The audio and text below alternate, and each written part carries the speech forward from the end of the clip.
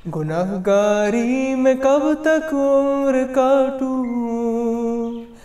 हवाओं हिर्स वाला दिल बदल दे। गुस्सा हमेशा तन्हा आता है, लेकिन जाते वक्त साथ अक्ल, इखलाक, शख्सियत की खूबसूरती जो होती है इंसान की, वो सब ले जाता है। तो आज का जो किस्सा है वो ये है कि एक बादशाह और उसकी बेटी। हमारे किस्से का जो वो नाम है, बेटियां बेटे अल्लाह की नेमत हैं, और अल्लाह पाक जितने भी मेरे बहन भाई जिनके पास औलाद नहीं, अल्लाह पाक उन सबको ये जो अल्लाह ताला की इतनी बड़ी नेमत है उससे नवाजे।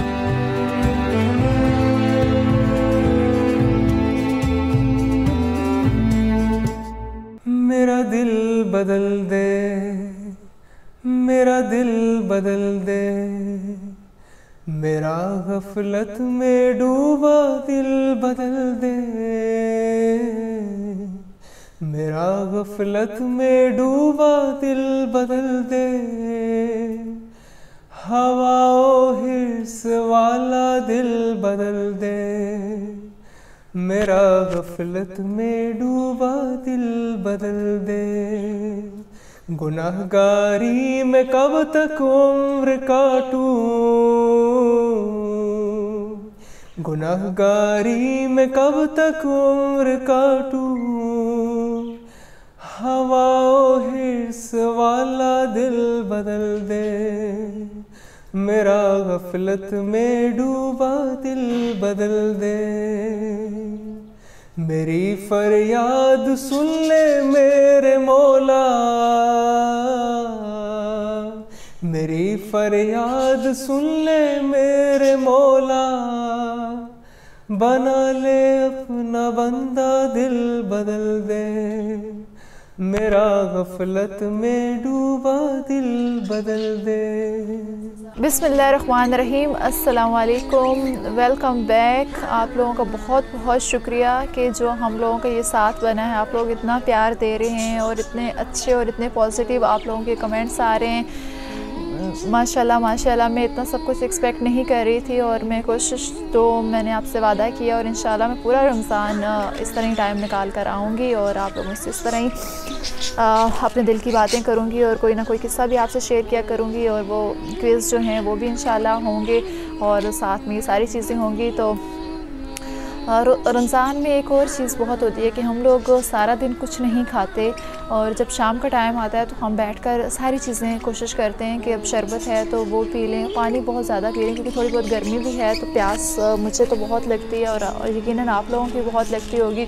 तो पानी पीने से हम लोग ठंडा पानी बहुत ज़्यादा पी लेते हैं। उससे ये होता है कि स्टमक पूरा दिन एम्प्टी होता है और वो गर्म होता है, तो एकदम से हम कोई भी चीज़ ठंडा पानी भर अंदर डाल लेते हैं, तो फिर उसमें इतनी स्पेस नहीं रहती कि वो जो भी हम खाना ऊपर से खाएं तो वो हज़म कर सके। तो कोशिश करें कि जब रोज़ा खोलें तो मैं नहीं कह रही कि आप शरबत और वो मीठे नीले पीले जो होते हैं वो ना पिएं। मैं सिर्फ इतना कह रही हूँ कि आप उसमें आइस इतनी ज़्यादा ना डालें, बर्फ़ शरफ़ का कम इस्तेमाल करें, और कोशिश करें कि जो नॉर्मल टेम्परेचर में पानी होता है उसके अंदर शरबत वगैरह जो भी आपने पीना है, या वैसे खजूर के साथ रोज़ा खोलने के बाद पानी वैसे पी लें। मेरी ये रूटीन रहती है कि मैं खजूर के साथ रोज़ा खोलती हूँ, और उसके बाद जो आम जो रूम टेम्परेचर हम पानी होता है घर पे, उस पानी का एक गिलास पी लिया, वो एक गिलास पी लेती हूँ। उसके बाद जो भी शरबत घर पे होते हैं, और वो भी मैं कोशिश करती हूँ कि मैं आइस कम डालूँ, और जो भी हो वो शरबत पी लूँ। और जो खाना है वो एकदम से, तो आपको पता है शरबत हम पानी इतना अंदर डाल लेते हैं कि खाना हमसे खाया नहीं जाता। तो कोशिश करें कि पानी के एक गिलास ले लें, उसके बाद आधा गिलास शरबत का लें, उसके बाद खाने की चीज़ें लें, और खाने की चीज़ों में कोशिश करें कि फ्रूट चाट वगैरह होगी या कोई भी फ्रूट हो गया, इस तरह की चीज़ें खाएं पहले, ना कि डायरेक्टली समोसों और पकौड़ों पर इन चीज़ों पर ना जंप करें। अगर आपने वो खाने भी हैं, आप तरावी के बाद जब वापस घर आते हैं तो वो सारी चीज़ें खाएँ। तो मैंने कहा ये भी मेरी एक छोटी सी रूटीन थी, मैंने कहा आप लोगों से वो शेयर करूँ, क्योंकि अक्सर लोगों के कमेंट्स भी आ रहे थे, मुझे डीएम भी आ रहे थे बहुत ज़्यादा कि आप इसके बारे में बताएं कि आप शाम को जब रोज़ा खोलती हैं तो कैसे, क्योंकि पूरे दिन कुछ खाते नहीं और इतनी ज़्यादा भूख लगी होती है, और फिर हम इतना ज़्यादा पानी पी लेते हैं कि हमें और कोई चीज़ खाई नहीं जाती। तो मैंने कहा मैं अपने तमाम बहन भाइयों से ये बात शेयर करूँ कि आप प्लीज़ थोड़ा सा पानी पे हाथ रोक कर, और बाद में पूरी रात, क्योंकि हम लोगों ने पूरा दिन पानी नहीं पीना होता, तो रात को पानी की बोतल रखें अपने साथ और सिप सिप लेते रहें। बैठे हुए सोते हुए भी उठकर थोड़ा थोड़ा पानी पिएं। तो आए फिर चलते हैं आज के टॉपिक की तरफ। और आज का टॉपिक जो है वो बहुत ही एक जनरल टॉपिक है कि हम लोग आज छोटे से छोटे बच्चों को आप उठा के देख लोगे तो उसके माँ बाप कहते हैं कि इसको गुस्सा बहुत आता है, ये गुस्सा बहुत करता है, गुस्से में ये चीज़ तोड़ देता है, गुस्से में वो चीज़ तोड़ देता है। तो ये गुस्से वाला जो है ना कि एंगर प्रॉब्लम है, ये हम लोगों में बहुत ज़्यादा बढ़ता जा रहा है। इसकी सबसे बड़ी वजह जो है वो है जो हम लोग एक तो फ़ोन के अंदर 24 घंटे लगे रहते हैं। अक्सर मैंने देखा है बच्चों को कि घर पे कोई मेहमान भी आए होते हैं, उनको पता ही नहीं होता कि घर पे आकर कोई तीसरा बंदा बैठा हुआ है। उनको सिर्फ ये होता है कि वो फ़ोन में लगे होंगे, वाईफाई पे गेम देख रहे होंगे। कि फिज़िकली जो चीज़ें होती थी कि माँ बाप वॉक पे लेकर जा रहे हैं बच्चों को, बाहर कहीं जा रहे हैं, अक्सर लोग बच्चों को पैसे देते कि जाओ दही ले आओ अफ्तारी के लिए, फ़लानी चीज़ की कमी है वो ले आओ।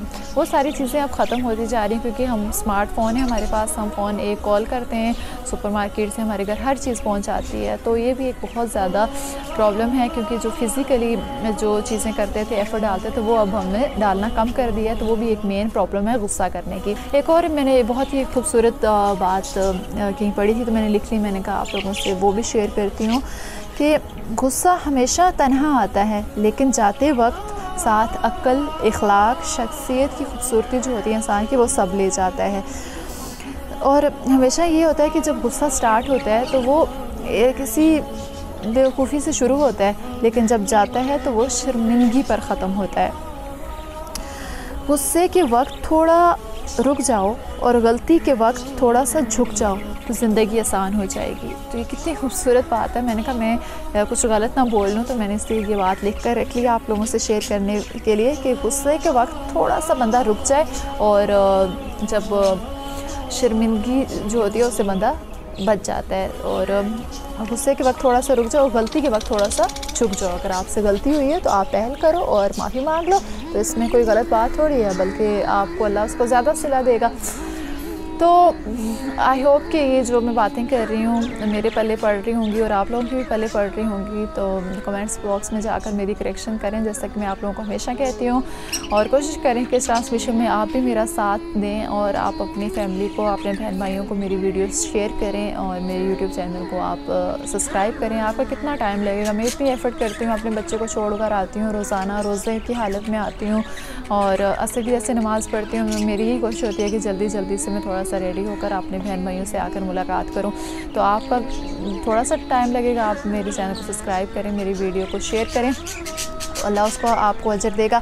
तो चलते हैं फिर अपने अगले सेगमेंट की तरफ। जो हमारा अगला सेगमेंट है वो है किस्सा, जो मैं रोज़ाना कोई ना कोई किस्सा आप लोगों के लिए लेकर आती हूँ। तो आज का जो किस्सा है वो भी बहुत ही खूबसूरत है और बहुत ही एक सबक वाला किस्सा है। मैंने आज ही क्या नाम है कहीं पे मैं सुन भी रही होती हूँ और जो मैं मेरे पुरानी जो मेरी लाइफ में मुझे किसी ने किस्से सुनाए तो वो सारे याद कर रही होती हूँ ताकि आप लोगों से शेयर कर सकूँ। तो एक आज के जो किस्से का है कि लोग अक्सर जो पुराने ज़माने में होते थे कि लोग अपनी बेटियों से प्यार नहीं करते थे और ये किस्से हमने बहुत ज़्यादा सुने हैं। तो आज का जो किस्सा है वो ये है कि एक बादशाह और उसकी बेटी, हमारे किस्से का जो वो नाम है। एक बादशाह था, वो बहुत ही ताकतवर बादशाह था और उसको ना बेटों से बहुत ज़्यादा प्यार था। तो उसकी शादी हुई और उसका पहले ही अल्लाह ने उसको बेटा दिया और बड़ा खुश हुआ कि भाई मेरे घर अल्लाह ने बेटा दे दिया, अल्लाह ने इतनी बड़ी नेमत दे दी। अब बेटे को बड़े लाज नखरों के साथ वो पाल रहा था। तो अब उसको कहीं सफ़र पे जाना था, उसकी बीवी एक्सपेक्ट कर रही थी। तो उसने हुक्म दिया कि अगर मैं चला गया सफ़र पर और जो मेरी बीवी है वो उसके यहाँ बेटा होता है तो आपने उसको बहुत नाज नखरों के साथ और बहुत ही सारी जितनी मेरी सल्तनत है उसकी दावत करनी है। अगर मेरे यहाँ बेटी होती है तो उसको आप लोगों ने क्या करना है, मेरे हुक्म के मुताबिक उसको मार देना है। अब रह से वो जो उसकी बीवी थी, ज़ाहिर है हर माँ को अपनी औलाद बहुत ज़्यादा प्यारी होती है। जितनी भी मेरी बहनें जो माएँ हैं जो देख रही हैं ये उनको इस चीज़ का एहसास होगा कि अपनी औलाद जैसी भी हो माँ के लिए तो किसी बादशाह किसी दुनिया की किसी नेमो बदल नहीं होता, बल्कि माँ का अपनी जान से भी ज़्यादा प्यारी अपनी औलाद होती है। तो जब बादशाह चला जाता है उसके घर पैदा होती है अल्लाह के करने बेटी, तो वो अपनी जो उसकी दाई होती है तो उससे कहती है कि तू इसको ले जा और मैं यहाँ पे क्यों कहूँगी कि तूने इसको मार दिया, तो तू मेरे से जेवर ले ले। उसको जेवर देती है, हीरे जवाहरात देती है, तो इसको पाल और मैं बादशाह को ख़बर नहीं लगने दूंगी। तो वो कहती है कि ठीक है, मैं इसको ले जाती हूँ अपने साथ। वो मासी उसको अपने साथ ले जाती है, लेके जाके उसकी परवरिश करती है, उसको बहुत अच्छे से पालती है। और वो बच्ची शहज़ादी मतलब कि की तरह परवरिश ना पाने के बावजूद बिल्कुल शहज़ादियों की तरह लगती है। एक दिन बादशाह का गुज़र उसी शहर में से होता है, तो उसको वो जब वो बच्ची को देखता है तो उसको कहता है कितनी खूबसूरत लड़की है। तो वो उसका ना आकर रिश्ता भेज देता है घर से। अब वो जो मासी होती है, जिसने वो दाई जो होती है जिसने उसको पाला होता है, वो दाई कहती है कि ये तो उसकी बेटी है, अल्लाह ये तो बहुत बड़ा गज़ब हो जाएगा, बादशाह को तो पता ही नहीं कि ये बात क्या है। तो वो मना कर देती है कि बादशाह को नहीं, बादशाह हुजूर की कहाँ हस्ती, वो कहाँ हम गरीबों के साथ रिश्ता जोड़ेगा। तो बादशाह पहले बड़ी मिन्नतें नवाज़िशें करवाता है अपने वज़रा को भेज कर। एंड पे वो कहता है कि इसको ज़िंदान में डाल दो और इसकी अक्ल ठिकाने आएगी तो ये मुझे रिश्ता दे देगी। वो बेचारी ज़ईफ़ औरत जो है वो ज़िंदान की वो सख्तियाँ भी बर्दाश्त करती है, और फिर जब नहीं वो सख्तियों से ताप ला देती तो वो ला कर बादशाह को कहती है कि बादशाह सलामत, ये जो बच्ची आप देख रहे हैं ये आपकी बेटी है, और ये इसको मारा नहीं था जब ये पैदा हुई थी, तो ये मैं इसको उठा कर ले गई थी। उसने कहा कि तौबा तौबा, अल्लाह पाक ने मुझे कितना बड़ा कुफ्र करने से अल्लाह पाक ने मुझे बचा लिया। और उसने अल्लाह पाक के यहाँ माफ़ी मांगी और उसने कहा कि अल्लाह पाक, बेटी बहुत बड़ी नेमत होती है, मुझे इस गुनाह कबीरा से अल्लाह पाक ने मुझे बचा लिया, और मैं कोशिश करूँगा कि अपनी बेटी को अपने बेटी की तरह ही उसकी रेख ताक करूँ और उसको अच्छी जगह पे शादी करवाऊँ। और उसने इस तरह अपनी गलती पे बहुत ज़्यादा शर्मिंदा हुआ और अल्लाह से माफ़ी मांगी। तो बेटे अल्लाह की नेमत हैं, और अल्लाह पाक जितने भी मेरे बहन भाई जिनके पास औलाद नहीं, अल्लाह पाक उन सबको ये जो अल्लाह ताला की इतनी बड़ी नेमत है उससे नवाज़े, क्योंकि औलाद का नेमो बदल कोई भी नहीं है। तो अल्लाह पाक हर किसी को औलाद दे। मेरी बहनें जो भी औलादों के लिए परेशान हैं, लोग जिनकी औलाद नहीं उनसे पूछें कि उनके दिल पे क्या गुजर रही होती है। बेचारे लोग दुनिया के इलाज करवाते हैं सब। मेरे ख़ुद एक जानने वाली मेरी एक दोस्त थी, उनके वो 6 बहनें थी, उनका कोई भाई नहीं था। तो अब बहनों की शादियां हुई, 2-3 के तो बिल्कुल बच्चे ही नहीं हुए, और एक के 9 साल बाद उन्होंने इतने इलाज करवाए, इतना कुछ करवाया, और अल्लाह ने उनको औलाद दी। तो औलाद बहुत बड़ी नेमत होती है, अल्लाह ताला हर किसी को इस अपने बड़ी नेमत से नवाजे। तो आई होप कि आज का जो किस्सा है उससे मैंने और आपने कुछ सीखने की कोशिश की होगी।